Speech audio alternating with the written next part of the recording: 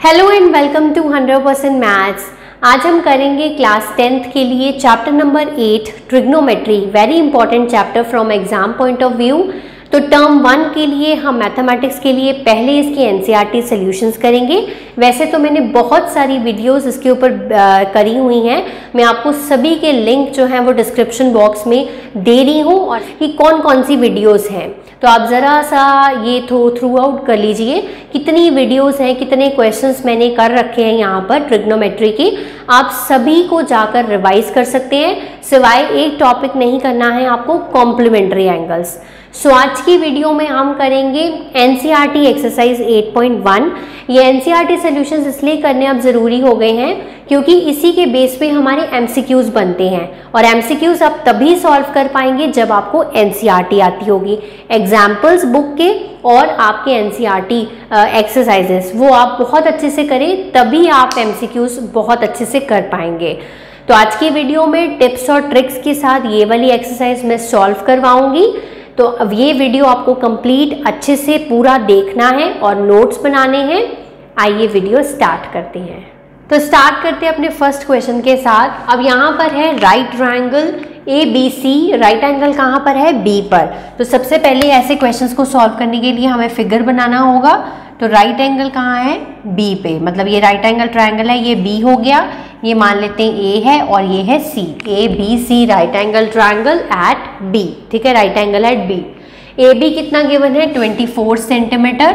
Then we have BC is equal to 7 centimetre.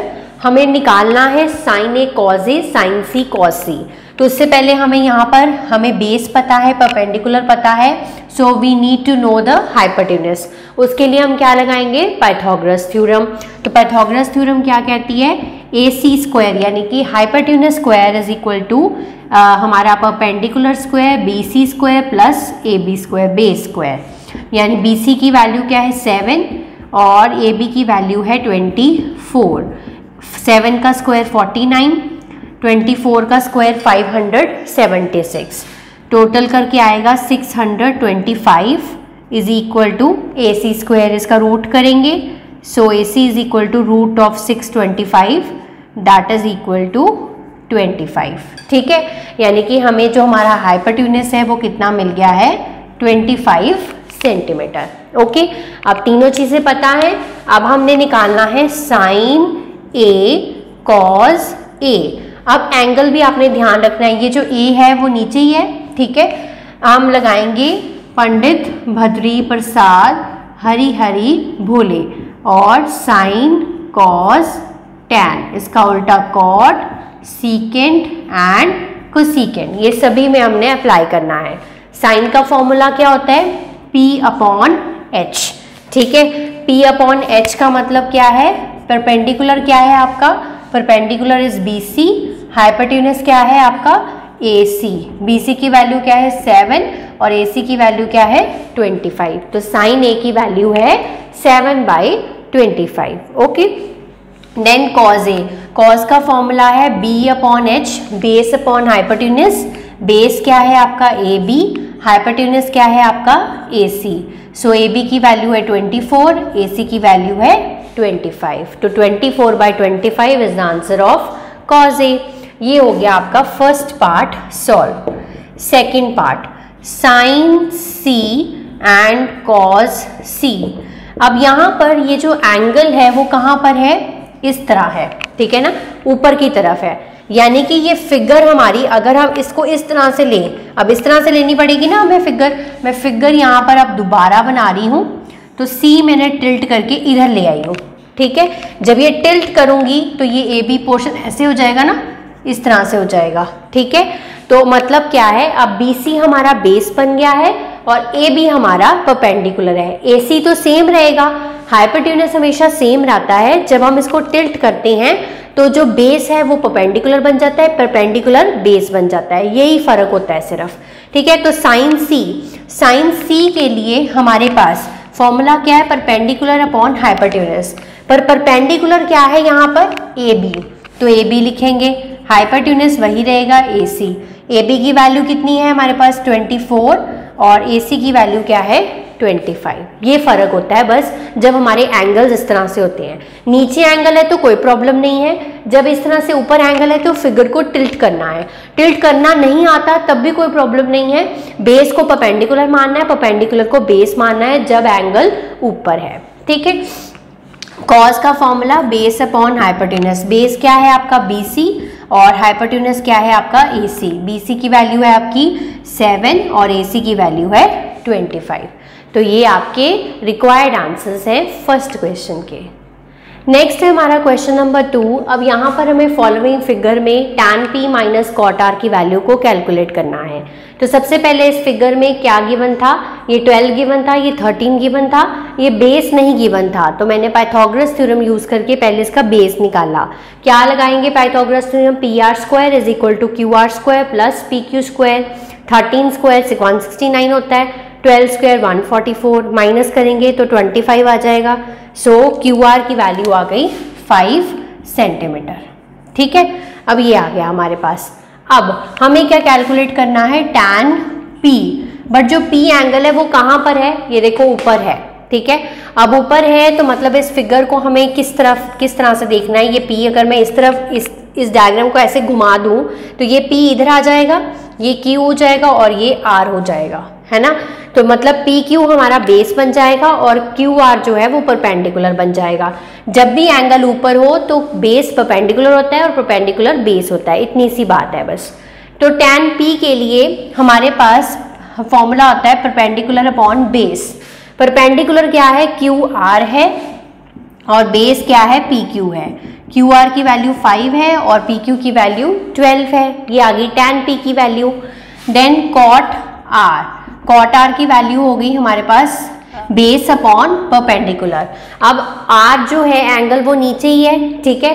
तो हम क्या करेंगे, cot R को कैसे निकालेंगे, बेस अपॉन परपेंडिकुलर। इसका बेस क्या है, QR है और परपेंडिकुलर क्या है, PQ है, यानी कि 5/12। पर हमें क्या निकालना था, tan P minus cot R। So 5/12 minus 5/12, answer is 0। So value is 0। So next question है हमारा क्वेश्चन नंबर 3। इस तरह का क्वेश्चन हमेशा एग्जाम पेपर में पूछा जाता है। अब MCQ सेक्शन में भी आपको ऐसा क्वेश्चन पूछा जा सकता है। sin A is equal to 3/4 है, calculate cos A and tan A। So यहाँ पर sin A की वैल्यू गिवन है 3/4, ठीक है। अब sin A का फॉर्मूला होता है P/H, यही होता है फॉर्मूला। मतलब ये करस्पॉन्ड करती है परपेंडिकुलर की वैल्यू और ये करस्पॉन्ड करती है हाइपोटेन्यूज की वैल्यू। अगर हम इसे P/H लिखें, अब हम ना एक राइट एंगल ट्रायंगल ड्रॉ करते हैं, ठीक है। sin A है यहाँ पर, तो एंगल A यहाँ पर है, ये राइट एंगल है, ये B मान लेते हैं और ये C मान लेते हैं। एक ट्रायंगल बना लिया ABC, ठीक है। ये sin A है, एंगल A यहाँ मान लिया। अब यहाँ पर sin परपेंडिकुलर की वैल्यू है 3 और हाइपोटेन्यूज की वैल्यू है 4। ये मतलब है इसका। हमारे पास यहाँ पर बेस नहीं है तो पाइथागोरस थ्योरम से बेस कैलकुलेट कर लेते हैं। सो यहाँ पर AC² is equal to AB² plus BC²। AC की वैल्यू 4, AB की वैल्यू कैलकुलेट करनी है, BC की value 3।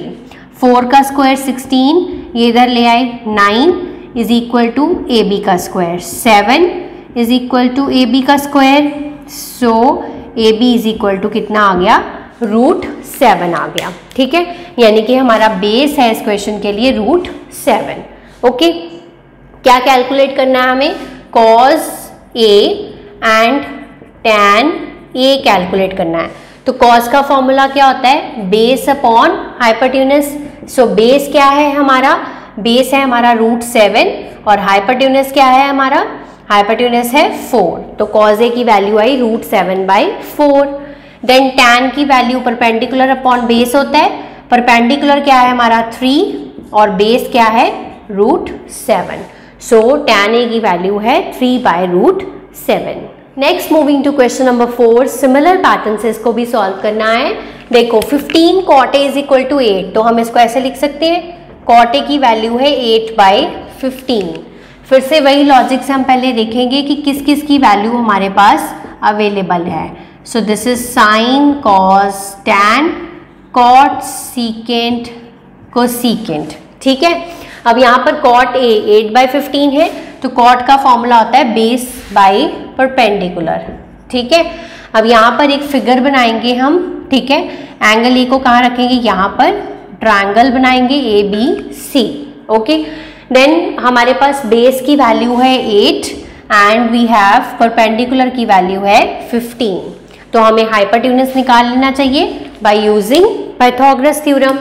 So AC square is equal to AB square plus BC square. So 8 का स्क्वायर प्लस 15 का स्क्वायर 64, 15 का स्क्वायर 225, टोटल करके आया 289। सो इसका हम स्क्वायर रूट करेंगे, 289 का क्या होता है 17। सो AC की वैल्यू आई यहाँ पर 17। ठीक है, तो यहाँ पर तीनों चीज़ें आ गई हमारे पास। क्या कैलकुलेट करना है आपको, साइन A। सो साइन की वैल्यू क्या है, perpendicular upon hypotenuse. So perpendicular क्या है 15, हाइपोटेन्यूज क्या है 17। Answer is 15/17।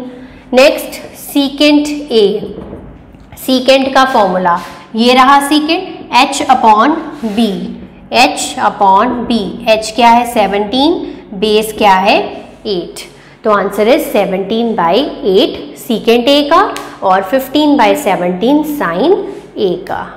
So moving to next important question, question number 5, secant theta is equal to 13/12। अब सीकेंट थीटा है हमारे पास 13/12। सीकेंट का फॉर्मूला क्या होता है, H/B, यानी कि ये 13 H की वैल्यू है और बेस जो है वो 12 है। तो पहले ट्रायंगल बना लेते हैं और हम थीटा रखेंगे यहाँ पर। ठीक है, ये 90 डिग्री हो गया, इसका नाम दे देते हैं ट्रायंगल ABC। और यहाँ पर हाइपोटेन्यूज की वैल्यू 13 है और बेस की वैल्यू 12 है। हमारे पास यहाँ पर परपेंडिकुलर नहीं है, वो हम फाइंड करेंगे पाइथागोरस थ्योरम के साथ। क्वेश्चन क्या है, calculate all other trigonometric ratios, मतलब सीकेंट थीटा गिवन है, बाकी 5 जो ट्रिग्नोमेट्रिक रेशियोज हैं इनकी वैल्यू हमें फाइंड करनी है। ठीक है, सो BC फाइंड करेंगे using Pythagoras theorem. AC square is equal to AB square plus BC square. AC की वैल्यू है 13, AB की वैल्यू है 12 और BC हमें कैलकुलेट करना है। 13 का स्क्वायर 169, 12 का square 144 plus BC square, minus करेंगे तो 25 रह जाएगा, is equal to BC square. So BC is equals to root of 25, that is equal to 5। ठीक है, सो 5 आ गई इसकी परपेंडिकुलर की वैल्यू, राइट। अब हमें बाकी ट्रिग्नोमेट्रिक रेशियोज फाइंड करनी है। सो सबसे पहले चलते हैं साइन थीटा पे। Sign theta is perpendicular upon hypotenuse. Perpendicular क्या है 5, हाइपोटेन्यूज क्या है 13, तो 5/13 साइन थीटा की वैल्यू है। Next cos theta, cos theta is base upon hypotenuse. Base क्या है 12 और हाइपोटेन्यूज क्या है 13, तो ये आ गई कॉस थीटा की value. Next is tan theta. Tan theta होता है परपेंडिकुलर अपॉन बेस।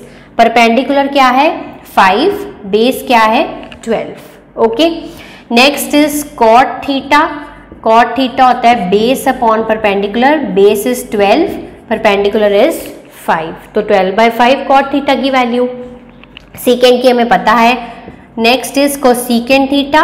कोसीकेंट होता है हमारा H/P। यहाँ से देखकर मैं लिख रही हूँ सारे, H/P। सो H है हमारा 13 और परपेंडिकुलर है हमारा 5। तो ये हैं बाकी सारे ट्रिग्नोमेट्रिक रेशियोज की रिस्पेक्टिव वैल्यूज। नेक्स्ट है हमारा क्वेश्चन नंबर 6। अब यहाँ पर है angle A and angle B are acute angles such that cos A is equals to cos B, show that angle A is equal to angle B। अब यहाँ पर important क्या चीज़ है समझने वाली, अब यहाँ पर एंगल A और एंगल B एक्यूट एंगल्स हैं, तो ये फिगर मैंने खुद ड्रॉ करी है। अब एंगल A और B एक्यूट हैं, एक्यूट मतलब लेस देन 90 है, तो मतलब C पे राइट एंगल होगा, है ना। तो ये A और B क्या है एक्यूट हैं, तभी 180 टोटल बनता है। अब यहाँ पर एंगल A और B एक्यूट हैं सच that cos A cos B के इक्वल दे रखा है। अगर कॉज ए है तो अगर कॉज का फॉर्मूला क्या होता है हमारे पास, कॉज का फॉर्मूला होता है बेस अपॉन हाइपोटेन्यूज, यही फॉर्मूला होता है, पंडित बद्री प्रसाद वाले कॉन्सेप्ट से देख लो। तो बेस अपॉन हाइपोटेन्यूज अगर लगाकर देखूं इस ट्रायंगल पे, बेस अपॉन हाइपोटेन्यूज कॉज ए निकाल रही हूं मैं पहले, ठीक है। तो बेस क्या है इसका AC और हाइपोटेन्यूज क्या है इसका AB, यही है ना। अगर मैं कॉज B निकालूं तो कॉज B क्या होगा, अब B एंगल कहाँ है, फिर से ऊपर है, तो हम इस ट्रायंगल को कैसे देखेंगे, ऐसे देखेंगे। तो ये B हो गया, अब यहाँ पर ये हो गया C और दिस इज आवर A। तो अब देखो ये BC बेस बन गया यहाँ पर और AC क्या बन गया, परपेंडिकुलर। चेंज हो जाता है बस, बेस अपॉन हाइपोटेन्यूज फॉर्मूला रहेगा। अब यहाँ पर बेस क्या है BC और हाइपोटेन्यूज क्या है AB, ठीक है ना, यही है। अब यहाँ पर हमें गिवन था कि कॉज A की वैल्यू कॉज B के इक्वल है, तो कॉज A क्या हो गया, AC upon AB is equal to BC upon AB, यही हो गया। AB कैंसिल हो गए, सो हमें यहाँ से मिल गया कि AC साइड जो है वो BC साइड के इक्वल है, मतलब ये साइड के इक्वल है, ठीक है। अब इस AC साइड के ऑपोजिट एंगल कौन सा है, एंगल B, और BC साइड के ऑपोजिट एंगल कौन सा है, एंगल E। एक बार फिर से, ये जो AC साइड है इसके ऑपोजिट एंगल कौन सा है, एंगल B, और जो BC साइड है उसके ऑपोजिट एंगल कौन सा है, एंगल A। तो angle A is equal to angle B हो गया, यही तो हमें प्रूव करना था। रीजन क्या लिखेंगे, in a triangle the angles opposite to equal sides are equal. ये हमने 9th स्टैंडर्ड में पढ़ा है कि जब भी एक ट्रायंगल में दो साइड्स इक्वल होती हैं तो उसके ऑपोजिट एंगल्स भी क्या होते हैं, इक्वल होते हैं। नेक्स्ट है हमारा क्वेश्चन नंबर 7। अब यहाँ पर कॉट थीटा की वैल्यू 7/8 गिवन है, इवैल्यूएट करनी है इसकी वैल्यूज, ठीक है। तो इसके लिए हमें साइन थीटा चाहिए, तो पहले हमें कॉट थीटा देखना पड़ेगा किस किस की वैल्यू हमें गिवन है। सो कॉट थीटा गिवन है 7/8।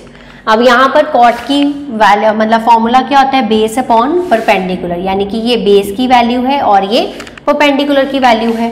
ट्रायंगल ड्रॉ करते हैं, यहाँ पर हम एंगल थीटा रखेंगे, ठीक है। ABC ट्रायंगल ड्रॉ हो गया। अब यहाँ पर बेस की वैल्यू है 7 और परपेंडिकुलर की वैल्यू है 8। तो पहले पाइथागोरस थ्योरम यूज करके इसका हाइपोटेन्यूज फाइंड करेंगे। AC square is equal to AB square plus BC square. AB क्या है हमारा 7 एंड BC क्या है 8, 49 plus 64, so this will come out to be 113। अब ये तो किसी का स्क्वायर रूट होता नहीं है, सो रूट ऑफ 113 आ गया। सो इसकी वैल्यू आ गई रूट ऑफ 113। ओके, अब यहाँ पर हमें इसमें पुट करने के लिए साइन थीटा चाहिए। सो साइन थीटा की वैल्यू हम कैलकुलेट कर लेते हैं। साइन थीटा होता है परपेंडिकुलर अपॉन हाइपोटेन्यूज। परपेंडिकुलर क्या है 8 और हाइपोटेन्यूज क्या है 113 का रूट। ये साइन थीटा की वैल्यू है, यहाँ पर हमने पुट कर देनी है, ठीक है। अब यहाँ पर 1 plus sine theta 1 minus sine theta upon 1 plus cos theta और 1 माइनस कॉस थीटा। हमें कॉस थीटा की वैल्यू भी निकालनी पड़ेगी, तो कॉस थीटा की वैल्यू आ गई base upon hypotenuse. Base is 7, hypotenuse is root of 113। अब पुट करो, ठीक है। पुट करने से पहले चाहे तो आप इस पे फॉर्मूला भी लगा सकते हो, आप लगा ही लीजिए। 1 का square minus sine square theta upon 1 square, 1 का स्क्वायर 1 ही होता है तो 1 ही लिख लेते हैं सिंपल हम, ठीक है, माइनस कॉस स्क्वायर थीटा। आप डायरेक्टली यहाँ पर भी पुट कर सकते हैं। क्या किया, a plus B into A minus B. अब पुट करो values. 1 minus sine square theta यानी कि 8 अपॉन रूट ऑफ 113 का whole square upon 1 minus 7 upon root of 113 का होल स्क्वायर। आप चाहे तो यहाँ पर पुट कर सकते थे, फिर भी आपको फिर ये फॉर्मूला बाद में लगाना पड़ना था, वो एक ही बात है, पहले लगा लिया, ठीक है। अब यहाँ पर 1 माइनस रूट करोगे तो 64 अपॉन 113, इसका रूट हट गया, डिवाइडेड बाय 1 माइनस 49 अपॉन 113, इसका रूट यहाँ से हट गया और 7 का स्क्वायर होता है 49। हम सॉल्व करेंगे इसको। 113 ऊपर एलसीएम लिया, 113 माइनस 64, नीचे भी 113 एलसीएम लिया, 113 माइनस 49। सो यहाँ पर माइनस करने पे आएगा 49 अपॉन 113 और नीचे आ रहा है 64 अपॉन 113। 100 ये रेसिप्रोकल हो जाएगा, 49 upon 113 multiply by 113 divided by 64। सो ये कैंसिल हो गए, आंसर इज 49 बाय 64। ठीक है, तो ये पहले पार्ट का आंसर है। Next second part, cot square theta. इसमें हमें कुछ भी फाइंड करने की जरूरत नहीं थी, तो कॉट की वैल्यू ऑलरेडी हमारे पास है 7/8, उसका होल स्क्वायर करेंगे, आंसर इज 49 बाय 64। तो इस तरह से आपको इनका सॉल्यूशन करना है। Next is question number 8। यहाँ पर 3 cot A is equals to 4 है। Check whether 1 minus tan square A upon 1 plus tan square A is equal to cos square A minus sine square A और not, ये इसके equal है या नहीं है, चेक करना है हमें। तो यहाँ पर cot A को हम कैसे लिख सकते हैं, इस 3 को इधर ले आते हैं, 4/3। अब ये cot A का फॉर्मूला क्या होता है, बेस अपॉन परपेंडिकुलर, यानी कि बेस की वैल्यू है 4 और परपेंडिकुलर की वैल्यू है 3। ठीक है, तो यहाँ पर ए एंगल कहाँ होगा, यहाँ पर, बी यहाँ पर और सी यहाँ पर, है ना। तो यहाँ पर हमारे पास बेस की वैल्यू 4 है और परपेंडिकुलर की वैल्यू 3 है। तो पहले हाइपोटेन्यूस निकाल लेते हैं। So AC square is equal to 4 square plus 3 square, 16 plus 9 कितना हो गया 25। सो AC कितना आ गया आपका 5 आ गया, रूट ऑफ 25 5 होता है। सो यहाँ पर इसकी वैल्यू 5 आ गई। अब हमें tan चाहिए, cos चाहिए, sin चाहिए, तो तीनों की वैल्यू पहले निकाल के रख लेते हैं। सो tan A की वैल्यू क्या होगी हमारे पास, परपेंडिकुलर अपॉन बेस, तो परपेंडिकुलर क्या है हमारा 3 और बेस क्या है 4A है। वैसे भी cot A का उल्टा होता है 3/4 हो गया। अब यहाँ पर cos A base upon hypotenuse, base क्या है हमारा 4 और हाइपोटेन्यूस क्या है 5। Then sin A perpendicular upon hypotenuse that is 3/5। हमने सभी की वैल्यूज निकाल ली। अब पहले लेफ्ट साइड को सॉल्व करो। तो लेफ्ट हैंड साइड है हमारे पास 1 माइनस tan की वैल्यू क्या है 3/4, सो 3/4 का whole square divided by 1 plus 3/4 का होल स्क्वायर। सोल्यूशन सिंप्लीफाई करते हैं इसको, सोल्यूशन करने के लिए अब यहाँ पर आ गया, सबसे पहले इसका स्क्वायर्स ओपन करो, 9/16 और नीचे भी 1 प्लस 9/16, एलसीएम 16 एलसीएम 16 माइनस 9 और नीचे आ गया 16 एलसीएम 16 प्लस 9। यहाँ पर आ गया 7/16 और ये आ गया 25/16। 16 कैंसिल हो गए, तो लेफ्ट साइड पे बना है हमारे पास 7/25। राइट साइड को सॉल्व करने पे देखते हैं क्या बनता है। अब हम कर रहे हैं right side solve. So right hand side है cos स्क्वायर A, cos की वैल्यू क्या है 4/5 का whole square minus sin square A, sin का वैल्यू है 3/5 का whole square, 16/25 minus 9/25, LCM 25, 16 minus 9 क्या होता है वो 7/25। आ गया दोनों इक्वल। सो हम लिखेंगे left hand side is equal to right hand side, hence proved. उसने वैसे पूछा था ये इसके इक्वल है या नहीं है, these are equal. Next question is question number 9। अब देखो यहाँ पर in triangle ABC right angle कहाँ पर है, B पर। सो हम सबसे पहले फिगर बनाने की कोशिश करेंगे। ये बन गया फिगर राइट एंगल B पर और यहाँ हम ले लेते हैं A और ये हो गया हमारा C। ठीक है, अब tan A की वैल्यू क्या गिवन है आपको 1/√3। तो tan क्या होता है परपेंडिकुलर अपॉन बेस, परपेंडिकुलर की वैल्यू 1 है और बेस की वैल्यू √3 है, ये हमें गिवन है। तो पहले तो हम इसका हाइपोटेन्यूस फाइंड करते हैं। So AC square is equal to √3 square plus 1 का स्क्वायर, √3 का स्क्वायर 3 प्लस 1 कितना हो गया 4 सो AC स्क्वायर रूट हो गया 4 का, सो AC आ गया 2। सो ये हमारी जो वैल्यू है इसकी आ गई 2 आ गई हाइपोटेन्यूज की। ठीक है, अब हमें फाइंड करना है साइन ए कॉस सी कॉज ए साइन सी। अब यहाँ पर सबसे पहले फर्स्ट पार्ट के लिए हमें साइन ए की वैल्यू चाहिए, कॉस सी की, फिर कॉस ए की और फिर साइन सी की, 4 वैल्यूज चाहिए।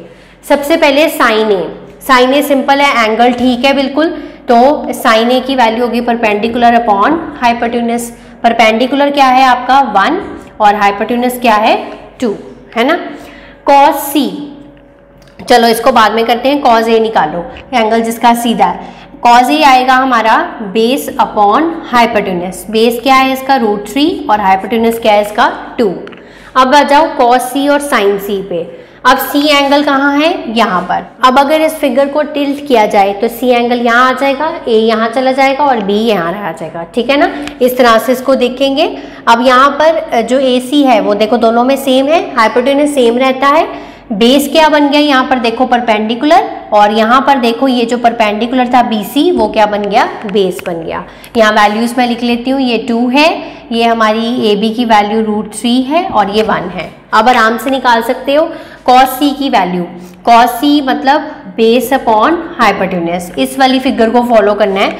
बेस क्या है आपका 1, हाइपोटेन्यूज क्या है आपका, ये आ गया 2, ठीक है। और साइन सी की वैल्यू परपेंडिकुलर और अपॉन हाइपोटेन्यूज, परपेंडिकुलर क्या आपका √3 और हाइपोटेन्यूज क्या है 2। अब कैलकुलेट करो साइन ए कॉस सी, इन दोनों को मल्टीप्लाई करो, 1/2 into 1/2 plus cos A sign C. Cos A sign सी मतलब √3/2 इंटू √3/2, ये हो गया 1/4, √3 इंटू √3 3/4। सो एलसीएम लेंगे, सो 4/4 आ जाएगा, आंसर इज 1। तो पहले पार्ट का आंसर है 1, ठीक है। देन इज हमारे पास सेकंड पार्ट के लिए क्या चाहिए, कॉस ए कॉस सी। सबकी वैल्यूज हैं हमारे पास। कॉस ए की वैल्यू क्या है √3/2 मल्टीप्लाई बाय कॉस सी की वैल्यू है 1/2। देन साइन ए की वैल्यू है 1/2 और साइन सी की वैल्यू है √3/2। पुट कर दी, यहाँ से सॉल्व करो, √3/4, ये भी हो गया √3/4, कैंसिल हो गए, आंसर इज 0, ठीक है। तो इस तरह से आपको इनके सोल्यूशन करने हैं और ये ऐसे क्वेश्चंस आपको MCQs में भी बहुत पूछे जाएंगे। नेक्स्ट है हमारा question number 10, very important from exam point of view. इसको एक मैं तरीका बताती हूँ आपको सॉल्व करने का, उससे आपका आंसर कभी भी गलत नहीं आएगा, ठीक है।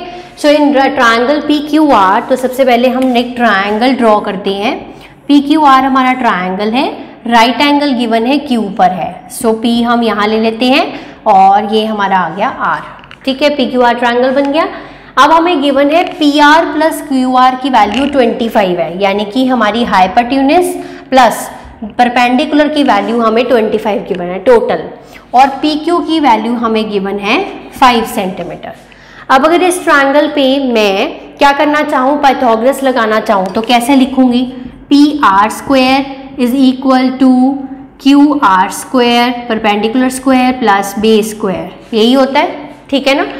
सो इस QR को इधर ले आती हूँ, क्योंकि वैल्यू तो पता नहीं है तो इसको ऐसे लिख लेते हैं।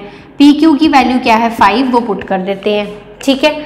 अब यहाँ पर इसको हम स्प्लिट कर सकते हैं, this is A² minus B², इसको ऐसे लिख सकते हैं PR plus QR, PR minus QR, बिल्कुल लिख सकते हैं। A² minus B² will be splitted into A plus P, A minus P is equal to 25, okay.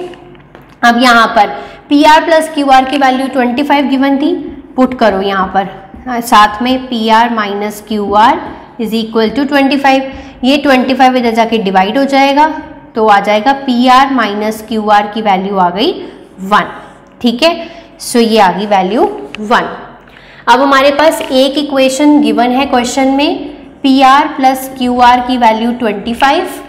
अब हमारे पास हमने कैलकुलेट कर ली PR माइनस QR की value 1।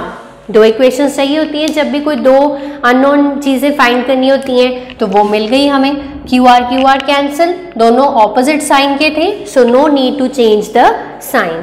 PR plus PR 2 PR, 25 plus 1 26, so PR आ गया 26 डिवाइडेड बाई 2 13, ठीक है। सो PR की वैल्यू आ गई 13 सेंटीमीटर। अब PR आ चुका है तो PR और QR दोनों की वैल्यू मिलाकर कितनी थी 25 थी, है ना। सो PR प्लस QR की वैल्यू हमें गिवन थी 25, सो PR की वैल्यू है 13, सो QR की वैल्यू हम आराम से निकाल सकते हैं, that is equal to 12 centimetre, ठीक है। पहले तो ये निकालना ज़रूरी था क्योंकि हमें आगे साइन P, कॉस P और टैन P निकालना है, वो तो तभी निकलेंगे जब इसकी वैल्यूज हमें पता होंगी।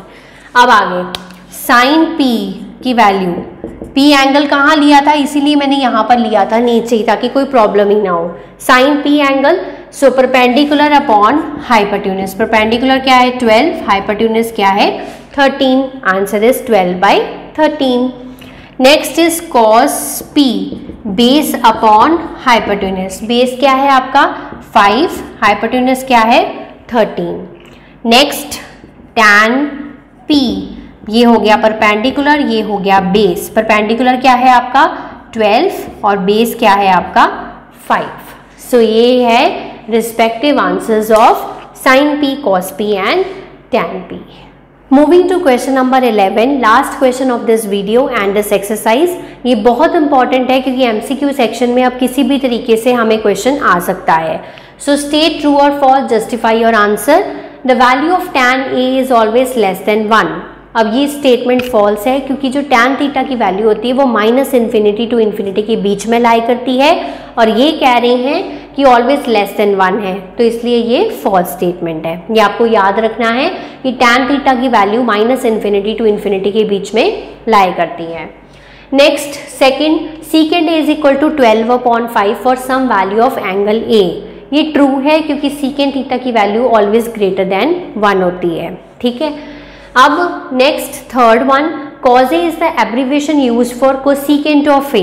ये गलत है क्योंकि कॉज जो है वो कोसाइन के साथ लिंक्ड है और ये जो कोसेकेंट लिखा है दिस इज ये जो है कोसेकेंट A, ये एब्रीविएशन है कोसेकेंट A की, ये वाली जो है वो कोसेकेंट A की एब्रीविएशन है और कॉज रिलेटेड है कोसाइन के साथ, तो ये हमें गलत दिया हुआ है, तो ये फॉल्स स्टेटमेंट है, ठीक है। मतलब इनके हमें पूरे नाम भी अच्छे से आने चाहिए, ठीक है।